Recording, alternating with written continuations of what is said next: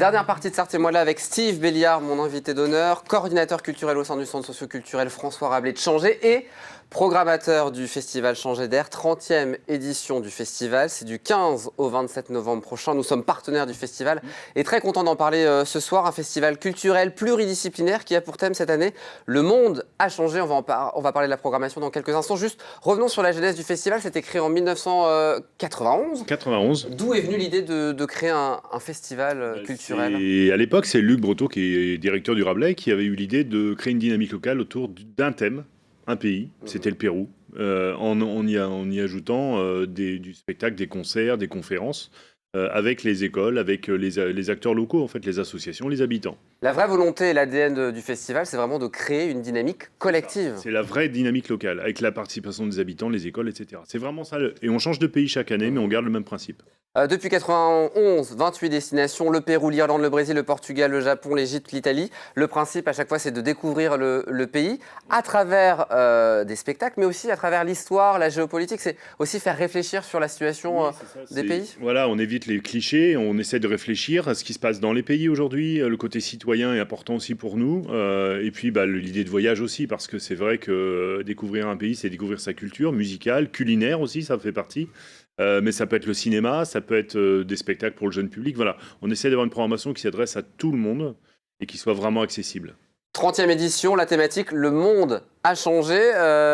L'idée, c'est qu'on a fait le tour pendant 29 ans et que maintenant, on va s'intéresser un peu à ce qui se passe chez nous et on va voir que le monde a aussi énormément changé. C'est le monde qui vient à changer, mais le monde a changé aussi parce que voilà, enfin la dernière édition n'a pas pu se dérouler parce que voilà, on sait tous que le Covid est passé par là et on a fait des choses en virtuel sur les sites internet. Mais là, c'est un festival dans une salle avec des spectacles en live, avec des artistes, avec une rencontre entre le public. C'est ça qu'on attendait, que les bénévoles attendaient aussi. Quelques temps forts, on va en parler, notamment le vendredi 26 novembre, Rukiata Ouedraogo avec un one-woman show. Ça, c'est très intéressant. Cette jeune femme que l'on connaît, qui est humoriste aussi, chroniqueuse sur France Inter et qui va nous raconter un peu sa vie. Sa vie et surtout sa vision de la France avant d'arriver de son Burkina natal. Et ce décalage entre ce qu'on imagine et ce qu'on a en arrivant, mais c'est pas forcément ce qu'on avait prévu. Mais en gardant le sourire, en gardant la sagesse, en gardant tout ça. Et c'est vraiment un décalage très intéressant sur notre vision aussi. C'est très très émouvant par moments. Justement, je vais vous proposer de regarder un extrait de Rukiata où elle nous parle de son arrivée en France. Regardez. Que vous allez débarquer en France comme ça, il peut tout est gratuit pour vous? Eh ben non. Vous allez en chier, ma petite. Vous avez quoi comme diplôme? Le bac. On fait ça aussi chez vous? Il faut savoir que chez moi, un garçon qui fait la cour à une fille, il lui ramène du poulet braisé, du mouton au four, tout africain bien élevé et bien éduqué le sait.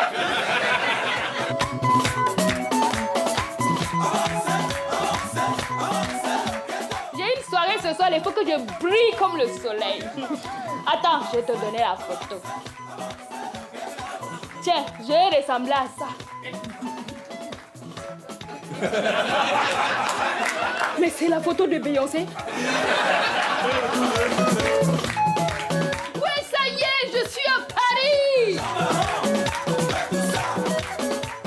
Tu es partie, petite fille. Voilà pour cet extrait de Rukiata qui sera à découvrir le vendredi 26 novembre prochain à 20h30. Il y aura aussi donc du spectacle jeune public. Tout allait bien quand quelque chose de bizarre arriva. Ça sera le 17 novembre prochain où on va parler de l'acceptation des différences. Oui, l'idée de base, c'était deux femmes dans une mercerie qui classent des boutons bleus foncés, bleu clair, et tout d'un coup un bouton rouge arrive. Et qu'est-ce qu'on fait de ce bouton rouge qui est différent, qui vient d'ailleurs, et il vient d'où, etc., etc. Et ça pose ces questions-là. C'est très très intelligent. Donc ça sera le 17 novembre prochain à 18h30. Oui, on fait réfléchir aussi.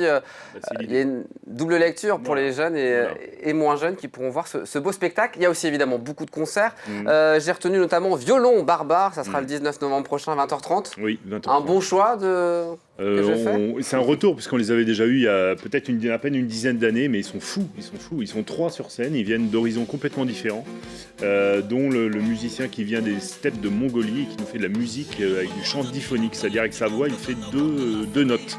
Si vous n'avez jamais entendu, c'est vraiment à tomber. C'est très dynamique. Quand on voit les images sur scène, ça vous embarque et vous ressortez de la salle, vous avez l'impression d'être allé là-bas. Écoutons.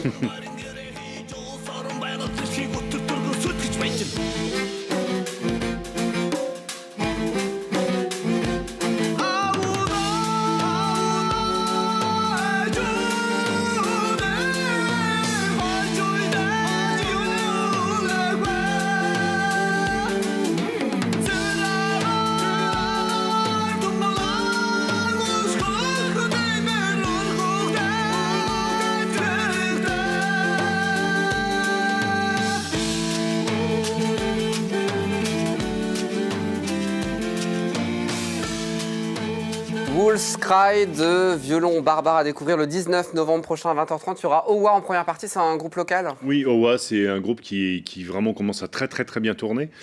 C'est en Culture Box, on fait beaucoup d'émissions et on est très content parce que c'est un groupe local qu'on avait repéré, qu'on a été obligé de reporter et c'est vraiment à découvrir aussi, c'est très envoûtant. Parlons de la clôture, là aussi, il y aura plein de choses. Il y aura un bal avec le Grand Pop. Qu'est-ce que le Grand Pop? Pop, c'est le petit orchestre de poche. Ils viennent en version 6. Et l'idée, c'est de faire la fête avec des musiques venues du monde entier. Musique tarentelle italienne, musique un peu orientale, musique africaine. Voilà, l'idée, on fait la fête et voilà. Le concept du bal à chanter. Du bal à chanter. Oui, parce que le bal à chanter, c'est ce qu'ils avaient fait pendant le Covid aussi. C'est-à-dire que les gens étaient assis, mais ils chantaient. C'est un bal à chanter. Donc là, ça sera, on espère, la fête et on pourra danser, chanter, s'amuser, faire une vraie fête de clôture. Ça sera la clôture le 27 novembre à 20, j'ai noté 22h. C'est un peu tard. C'est bien avant. Leur concert commencera vers 21h et quelques, mais avant on peut manger des spécialités, des choses, des tapas, parce que la soirée s'appelle... Tapas en bal, c'est ça? On mange des tapas et il y a un bal. Ah bah voilà, donc pour profiter et se faire plaisir, ça sera le 27 novembre prochain à partir de 19h-20h. Sur réservation. Sur réservation évidemment. Un petit mot sur une création de danse qui sera aussi proposée, ça sera le 21 novembre. Qu'est-ce que c'est cette création? Eh bien, c'est une création, ça fait des années que Cathy Rian, qui est chorégraphe, qui travaille avec l'association de danse de Changé, propose un stage pendant les vacances avec des amateurs, des danseurs et danseuses amateurs, et fait une création autour de la thématique du festival. Donc cette année, elle a décidé de repartir sur une thématique, une surprise un petit peu pour ce 30e anniversaire. Mais c'est une création complètement originale, puisqu'elle travaille avec ses élèves, et on aboutit à une création, je dirais, quasiment professionnelle. Tout le monde peut y participer à cette création? Ah bah alors là, c'était pendant les vacances d'octobre, donc c'est terminé. Ah bah c'est trop tard. Tout le monde peut venir voir le résultat de cette création avec les moyens qui sont mis à disposition, création lumière, création, etc. Ce sera le 21 novembre prochain à 16h, toujours au centre François Rabelais? Essentiellement au Rabelais, mais aussi au Cinéaste, mais également au Royal, mais également dans d'autres lieux. Il y aura notamment des documentaires, le documentaire 2 hommes, un regard. Ça sera là aussi le 21 novembre, suite à la création danse. C'est ça, oui. C'est Jean-Pierre Brouillot qui est la particularité, que c'est un écrivain voyageur et qui est aveugle. Et qui a fait le tour du monde comme ça, et il est impressionnant. Parce qu'il a vraiment une philosophie de vie qui est très intéressante. Et il nous disait, par exemple, vous sortez d'un avion, je peux vous dire dans quel pays je suis, parce que les odeurs. Le bruit environnant, il est capable Et voilà, c'est quelqu'un qui est vraiment très impressionnant par son parcours et sa philosophie de vie. À découvrir. Voilà, à découvrir. Il y a encore plein d'autres choses, on ne peut pas tout dire sur le plateau. Toute la programmation, elle est sur le site lerabelais.org. Voilà, sur le site du Rabelais, on a des vidéos, on a des liens, on a tout ce qu'il faut, on a les billetteries, tout est... Il y a aussi un Facebook Festival Changer d'air pour toutes les informations. On voit tous les bénévoles travailler. Parce que évidemment, il y a un gros travail des bénévoles, on peut les féliciter. Ils sont une quarantaine et ils sont tous les jours là pour préparer. Et c'est grâce à eux que ça fonctionne aussi. C'est grâce à eux que ça fonctionne, c'est clair. Merci beaucoup Steve d'être venu sur le plateau. Merci à vous. Très bon festival, je le rappelle, nous sommes partenaires du 15 au 27 novembre prochain, lerabelais.org pour toutes les informations et le Facebook Festival Changer d'air. Merci beaucoup, à l'année prochaine pour la 31e édition. J'espère. Bon, on attend déjà la 30e et puis on verra pour l'année prochaine. Merci beaucoup d'avoir été mon invité d'honneur dans Sarthe et moi de là, l'émission qui nous rend fiers d'être sartois. Très bonne soirée à vous. Dans un instant, la suite des programmes sur LMTV Sarthe. Moi, je vous donne rendez-vous demain, 18h30 pour une toute nouvelle quotidienne. Très bonne soirée.